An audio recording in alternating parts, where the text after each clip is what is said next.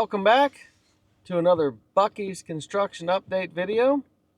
Today's Saturday, December 21st, 2024. We're doing this one from the car because it's a little cold outside, plus they are working out there today, so we don't want to get in anybody's way, and it's a lot warmer in here than it is outside.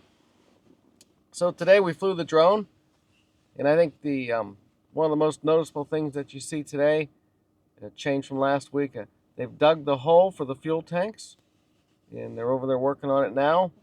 Not quite sure how much goes into putting them in the ground, what kind of process needs done, but the hole's dug, so that's progress.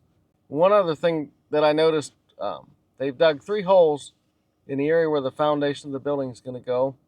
And no idea what that's for, but 3 smaller holes in the northwest corner of where it looks like the building foundation is going to be. And the power line, Sonia? Have not moved yet. Still in a way, so I'm not quite sure what the plan is for that, but they do have to move. And it looks like a lot of the drainage pipes that were laying around have now been buried and put in place.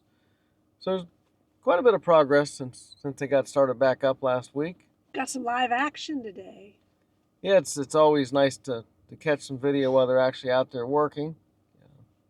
Makes the video a little more interesting, I think. Instead of just looking at the ground, there's actually movement of, construction equipment today. So, I think that's going to do it for today. If you liked the video, please give us a thumbs up. Go ahead and subscribe to the channel so you can keep up with all the Buc-ee's construction update videos for Ohio's First Buc-ee's here in Huber Heights, Ohio.